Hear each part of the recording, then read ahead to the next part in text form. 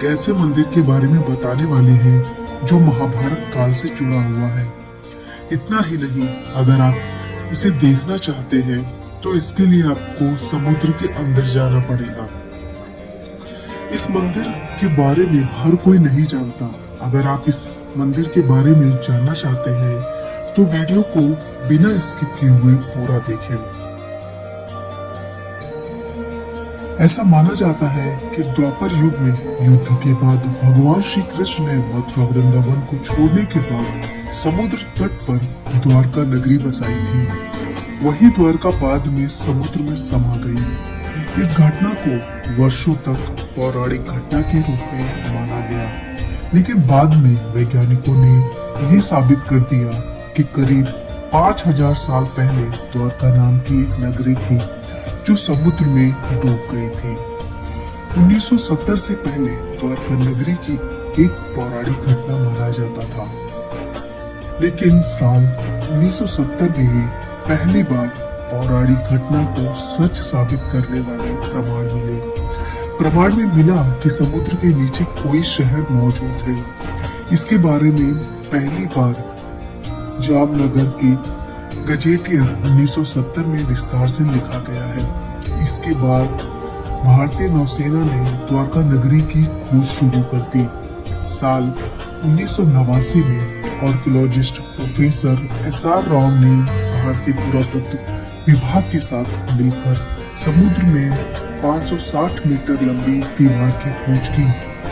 इस खोज में 5000 साल पुराने बर्तन और सिंधु घाटी सभ्यता के कई अवशेष मिले थे। साल 2005 और 2007 के दौरान भारतीय पुरातत्व सर्वेक्षण और भारतीय नौसेना की टीम ने समुद्र में जाकर टूटे फूटे पत्थरों की खोज की। इस तरह के पत्थरों का इस्तेमाल इमारत बनाने के लिए किया जाता था।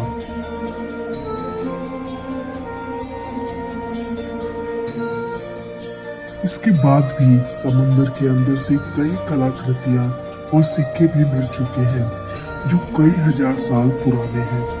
पुरातत्व विभाग के अनुसार द्वारका के आसपास समुद्र के नीचे भव्य नगर और मंदिर के अवशेष के कई प्रमाण मिल चुके हैं।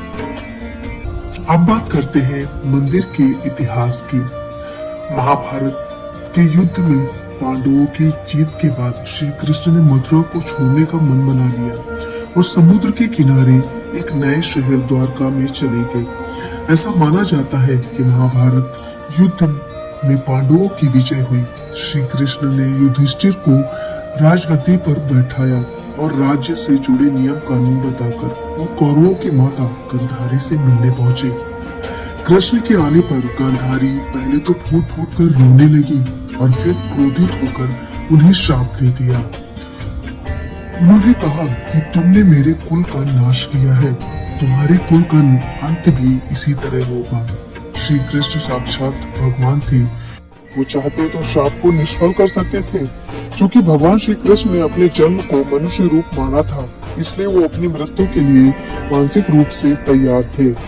लेकिन उन्होंने मानव रूप में लिए अपने जन्म को मान रखते हुए माता गांधारी को प्रणाम करके वहां से चले गए। महाभारत के 36 साल बाद द्वारका में जिस समय श्री कृष्ण समाधि में लीन थे, उसी समय एक शिकारी ने गलती से श्री कृष्ण को तीर मार दिया और उनकी मृत्यु हो गई। ऐसा माना जाता है कि इस घटना के कुछ देर बाद द्वारका नगरी समुद्र में समा गई। हजारों साल बाद जब समुद्र के अंदर से एक पुराने शहर के अवशेष पाए गए, तब इसे द्वारका नगरी बताया गया।